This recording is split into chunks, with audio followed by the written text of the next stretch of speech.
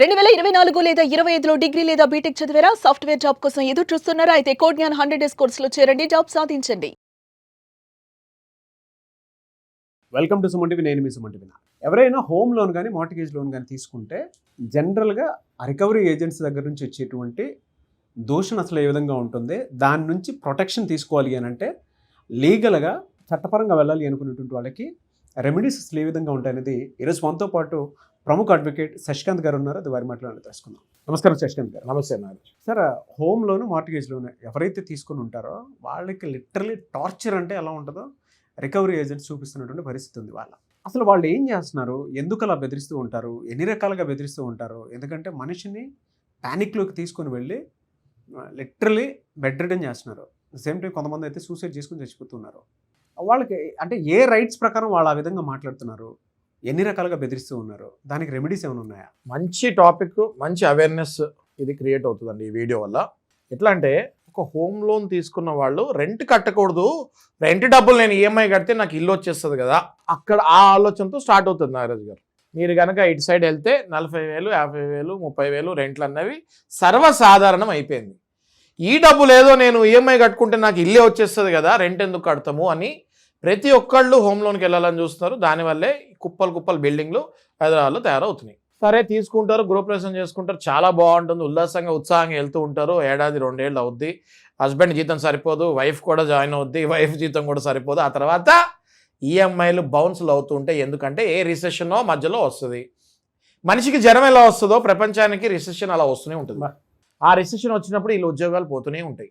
ఈ ఉద్యోగాలు పోయినప్పుడు ఈఎంఐ బౌన్స్లు అవుతూనే ఉంటాయి. ఇదంతా ఒక సైకిల్, ఒక విషియస్ సైకిల్ ఇది. అయితే ఏమవుతుంది, ఈ సైకిల్లో బౌన్స్ అయినప్పుడు ఒక్కొక్క బ్యాంక్ వాళ్ళు ఒక్కొక్కలా ఉంటారు. నాగరాజు గారు, ఎట్లా అంటే ఇప్పుడు అనేక రకాల బ్యాంక్స్ ఉన్నాయండి. మీరు తీసుకుంటే ప్రైవేట్ బ్యాంక్స్ ఉన్నాయి, గవర్నమెంట్ బ్యాంక్స్ ఉన్నాయి, కొత్త బ్యాంకులు వచ్చినాయి, ఎన్బిఎఫ్సిలు ఉన్నాయి, ఫారిన్ ఇన్వెస్టర్స్ వచ్చి అసలు మనకి పేర్లు కూడా తెలియని బ్యాంకులు వచ్చేస్తున్నాయి. వీళ్ళందరూ హోమ్ లోన్, మార్టిగేజ్ లోన్ ఎట్లాంటి ప్రాబ్లమ్స్ ఉన్నా, ఇంతకుముందు గతంలో అయినా సిబిల్ సరిగ్గా లేకపోయినా డీవియేషన్ తీసుకొని లోన్స్ టకామని వాళ్ళ అకౌంట్లో వేసేస్తున్నారు. అలాగే ఇల్లు వచ్చేస్తుంది.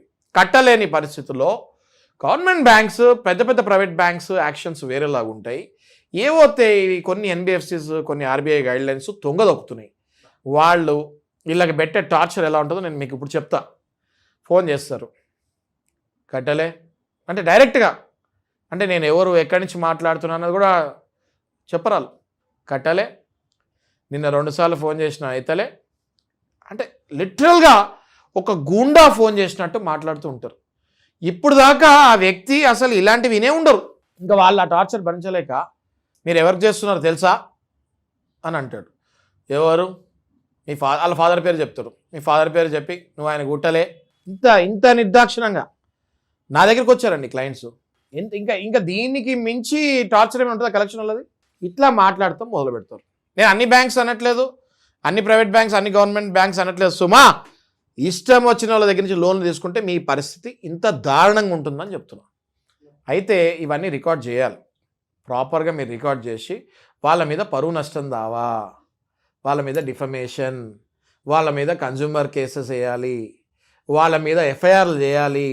ఇవన్నీ చేస్తేనే అట్లాంటి ఎన్బిఎఫ్సిలు ఎవరిదైతే ఆర్బీఐ గైడ్లైన్స్ తుంగా దొక్కుతున్నారో వాళ్ళ మీద పనిష్మెంట్లు పడి, మీరు అసలు ఆ ఈఎంఐ ఇంత దరిద్రంగా మీతో మాట్లాడినప్పుడు ఆ ఈఎంఐ కట్టకూడదు. పనిష్మెంట్ కంపెన్సేషన్ ఏంటంటే వాళ్ళే ఈఎంఐ కట్టాలి. అట్లా చేసుకోవచ్చు నాగరాజు గారు. ఇది చాలామందికి తెలియదు. సర్ఫేసీ యాక్ట్ అని ఒకటి ఉంటుంది, డిఆర్టీ కోర్ట్స్ అని ఉంటాయి. డిఆర్టీ అంటే డెట్ రికవరీ ట్రిబ్యునల్ అండి.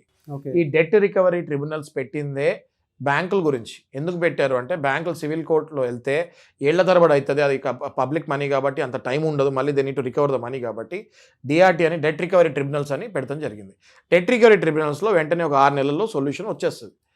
Right, both the sides it is good. ఇల్లు కొనుక్కున్న వాళ్ళకి, అప్పు ఇచ్చిన వాళ్ళకి both the sides it is good. సరిగ్గా రూల్స్ ఫాలో అయితే సెక్షన్ 13(2), సెక్షన్ 13(4), సెక్షన్ 14 ఇవన్నీ ఫాలో అయితే సెక్షన్ 17 ప్రకారం ఆ క్లయింట్ ఎవరైతే హోమ్ లోన్ తీసుకున్నారో వాళ్ళు కోర్టుకి వెళ్ళి పిటిషన్ వేసుకొని బరాబర్ కొంచెం టైం తీసుకొని పాత ఆస్తులు ఏమైనా ఉంటే అమ్ముకుంటామో, లేకపోతే ఈఎంఐని రీకన్స్ట్రక్షన్ చేసుకుంటామో, రీస్ట్రక్చరింగ్ చేసుకుంటామో, లేదా నేను ఇంకా కట్టలేని పరిస్థితిలో ఆ ఇల్లు అమ్ముతానికి కొంచెం టైం తీసుకొని బయట వాళ్ళకి ఎవరికైనా అమ్మి ఆ డబ్బులు తీసి మిగతా డబ్బులు వీళ్ళ దగ్గర ఉంచుకునేటట్టు బ్రహ్మాండంగా చేసుకోవచ్చు. ఇంటి ముందుకు వస్తారు నాగరాజు గారు, గేట్ దగ్గర నుంచొని అరుస్తారు, చుట్టుపక్కల ఇళ్లకు కూడా కనిపించేటట్టు అరుస్తూ ఉంటారు. నెంబర్ 1 అది. మీరు కనుక తలుపు తీసి బయటకు వచ్చారంటే మీతో డైరెక్ట్గా చాలా అసహ్యంగా మాట్లాడటం జరుగుతుంది. ఎంత అసహ్యంగా అంటే ఇండైరెక్ట్గా వాళ్ళ భార్య వాళ్ళ పిల్లలు కూడా చాలా బాధపడేటట్టు మాట్లాడుతూ ఉంటారు. తినలేదా, నిన్న అన్నం తినలేదా, ఇవాళ అన్నం తిన్నావా, మీ ఇంట్లో వాళ్ళు తిన్నారా, అందరు తింటారు కదా, ఈఎంఐ కట్టడానికి ఏంది ప్రాబ్లం, ఇట్లా మాట్లాడతారు నాగరాజ్ గారు. ఇటకరంగా కాదు, నిర్దాక్షిణంగా వీళ్ళకేదో అన్ని రైట్స్ ఉన్నట్టు, కలెక్షన్ వాళ్ళకి ప్రపంచంలో లేని రైట్స్, కాన్స్టిట్యూషన్లో లేని రైట్స్ కూడా వీళ్ళకి వచ్చేస్తాయి. అప్పుడు వీళ్ళ మీద వెంటనే అలా మాట్లాడినప్పుడు విజిటింగ్ కార్డు అడగండి వాళ్ళది. ఆ విజిటింగ్ కార్డు మీ దగ్గర పెట్టుకోండి, వీడియో తీయండి వాళ్ళు ఏం మాట్లాడుతున్నారో, అది తీసుకొని రండి. కన్జ్యూమర్ కోర్టులో కేసు వేద్దాము, పోలీస్ స్టేషన్లో ఎఫ్ఐఆర్ వేద్దాము. ఆ బ్యాంకుకి ఈ వీడియో పెట్టి ఆ పర్టికులర్ విజిటింగ్ కార్డు పెట్టి ఆడు ఉద్యోగం పోయేటట్టు చేద్దాము.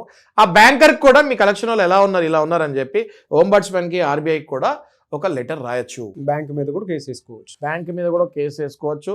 మీరు అంత అసహ్యంగా మాట్లాడితే ఆ ఈఎంఐ కూడా బ్యాంక్నే కట్టేటట్టు కూడా మనం చేయొచ్చు. సుమన్ టీవీలో మీ పర్సనల్ అండ్ బిజినెస్ ప్రమోషన్స్ కోసం కింది నెంబర్కి కాంటాక్ట్ చేయండి.